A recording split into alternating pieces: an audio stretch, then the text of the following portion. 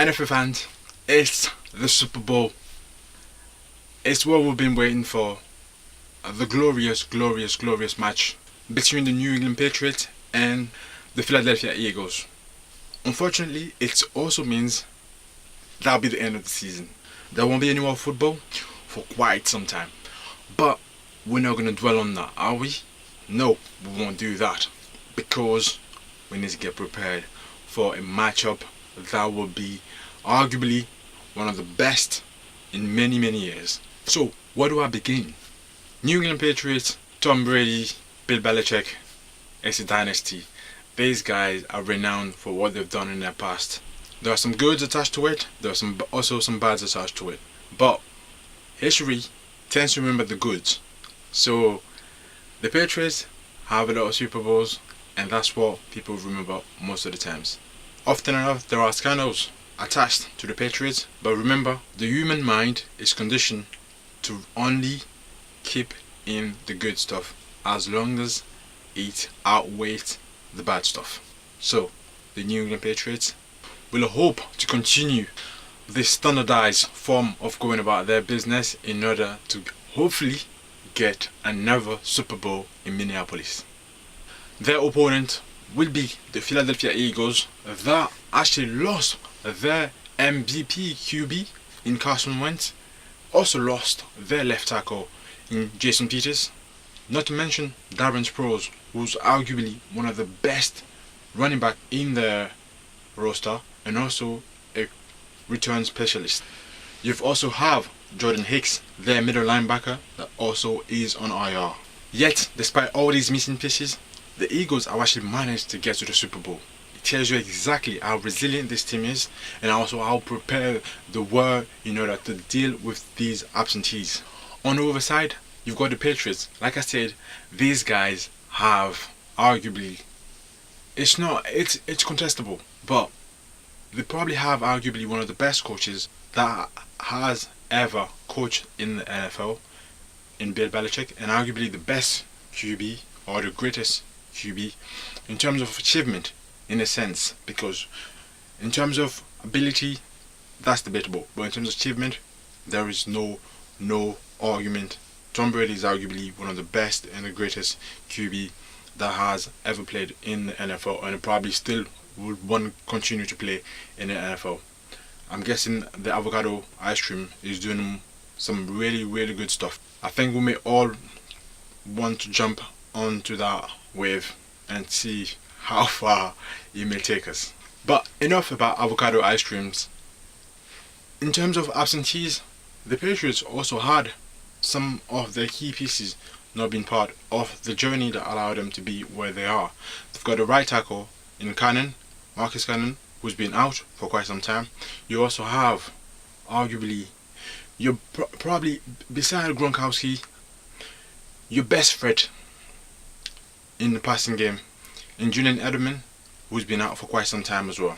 But the Patriots' way of doing things, regardless of the missing piece, they always find a way to find somebody else to take over and do the job just as well, or often enough, even better. And speaking of somebody stepping up to the plate, someone that I believe will have a big impact into this game is Kenny Brady, who was picked up by the Patriots from when he was released by the Browns. Kenny Brady has had a few glimpses. There has been a few glimpses of Kenny Brady throughout the playoffs, but with the Patriots, because you don't exactly know their game plan, you don't exactly know who will be the guy to go to. They don't allow you to know that. 1 week, it could be Danny Amendola. The next week, it could be Rex Burkhead. The following week, it could be Chris Hogan. You may never know. It may even be James White or Dion Lewis. There is no certainty. You have to be prepared for every eventual possibilities when you go against these Patriots.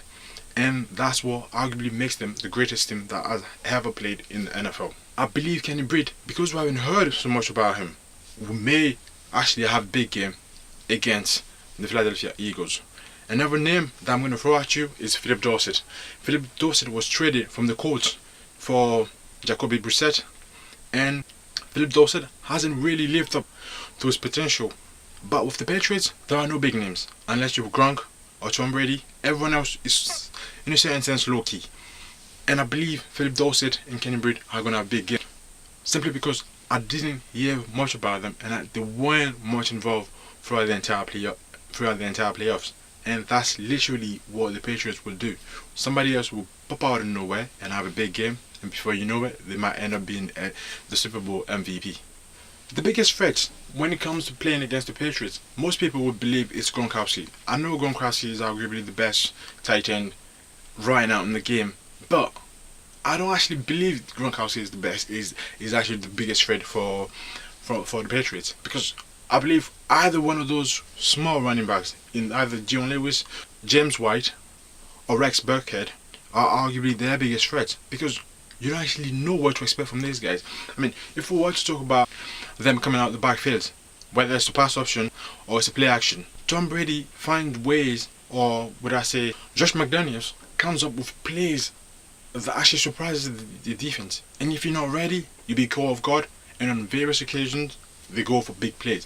For those that watched the game against the Jaguars, on 3rd and 18 in the second half, the Jags, all they needed to do was to make a big stop and hopefully allow their defense to get the ball, and hopefully by getting the ball, put a few more points on the board, and hopefully allow the Jags to take over the game and probably win the game. But guess what happens? Tom Brady in the pocket looks around, find Danny Amendola, big completion, and the Patriots go all the way and score a TD, and that's what the Patriots do. In regards to the Patriots defense, what's interesting about these guys is that there are no big names on defense. I mean, you got kids like Trey Flowers that go about the business as if there is nothing. You've got guys like Patrick Chung or Devin McCourty that have been in that system for quite some time, and because they know the system, Bill Belichick allows them to play over position. Sometimes you see Patrick Chung actually playing as a linebacker. It's interesting because they work well as a system, and if you were to go by the first 5 games of the season, of the regular season, you would think the Patriots would not get anywhere with the amount of points they were actually allowing on a weekly basis. But because the system works well, all you've got to do is switch a few pieces, and then we're back again. That's the whole point of the system. That's the synergy. When the synergy of a system works perfectly and efficiently, you allow yourself to get good and very important results, and that's what the Patriots do. No big names, it's just guys that know exactly what they need to do, and they do it very well. I mean, if you were to talk about a big name in that defense, that'd probably be Dante Hightower. But guess what? Dante Hightower is on an IR. So Dante Hightower is actually not in that defense, yet they're still playing as if they didn't need Dante Hightower. But that's the efficiency of that defense. And it's hard to copy it, because in order for you to copy a system, you need to understand exactly how to implement the system in the first place. And if you don't actually know how to implement the system, surely you are at fault by the first step. And that's where Bill Belichick has a big advantage over any teams in the NFL. And that's probably what makes him arguably one of the greatest, or if not the greatest coach that has ever coached in the NFL. Nick Foles, for me, going against that defense, will have his hand full, because it's quite hard to prepare against them when you don't exactly know what they will show you on game day. But Nick Foles is not just an average guy that's been around the league. Nick Foles is actually really very good QB. I mean, I know he's been around and hasn't had the success or the prolonged success that he has had over the first few years in his time in the NFL, but this is the guy that was arguably regarded as one of the best guys to come out of college when he was recruited by the Philadelphia Eagles. He actually took the Eagles to the playoffs. So this is a guy that knows exactly how to go about his business. If you had to go by the game against the Vikings, we're talking about one of the best defenses in the NFL in 2017. But Nick Foles actually shredded them apart. Nick Foles actually made him lack so much confidence. They weren't even able to actually get on. This guy was making plays after plays after plays that I thought to myself, was this the same defense that shut out Drew Brees in the first half against the Saints? I was actually quite shocked. But that's the thing about Nick Foles, because just people just see him as just a guy. He's been to the Rams, he went to the Kansas City Chiefs, and then yeah. But this Nick Foles is actually, I think it's about 6'6". I mean, this guy is got some size. He can throw the ball, he can play. This guy will do some serious damage to that New England defense if they're not careful. And hopefully he won't even have to do it on his own, because you've got a backfield that's loaded of very talented running backs. I mean, I'm saying it and I'm smiling because these guys in the backfield are very good. You got Wendell Smallwood, who's someone is arguably believing you. You've got J.I. that was traded from the Dolphins. I mean, I don't even know what the Dolphins were thinking when they traded J.I., but someone's loss is another one's gain. J.I. is probably right now is probably their lead back, and then you've got LeGarrette Blount. LeGarrette Blount knows the system of the New England Patriots, having won with them the previous year. So, and that's just 3 running backs that I mentioned, and they've got at least another 2 in there that can actually come in and do the business. So their backfield will be loaded. I pray that if at any time during the game the Eagles are leading, that they do not abandon the run. Please, Philadelphia Eagles, you've seen Super Bowl 51 when Matt Ryan and the Atlanta Falcons needed just a few yards to actually clinch a Super Bowl, and they didn't, because they didn't want to run the ball. It's crazy when you think about it, but often enough, going back again to the human psychology, it's hard for certain human beings to understand that often enough you've got to go against your own emotions. You would want to prove yourself. You don't have to. Just go and do the simplest of things in order for you to get where you need to be. That's the beauty about life. Often enough, you don't need to do big stuff. That's the thing. That's why the New England Patriots always do well, because they tell their guys, do what you need to do. Don't do what you want to do. Do what you need to do. There's a big difference between the want and the need. So, let's say the run game doesn't work for the Philadelphia Eagles. Nick Foles can throw the ball. People, Nick Foles can throw the ball. You got Alshon Jeffrey. You got Nelson Aguilar. You've also got 3 very good tight ends. I'm talking guys that can actually be number 1 in other teams. Trey Burton is a young one. You got Zach Ertz, you got Brett Selleck. These guys are very good. I mean, everyone's talking about Rob Gronkowski. Zach Ertz is another beast of his own. This kid is very good, he's very talented.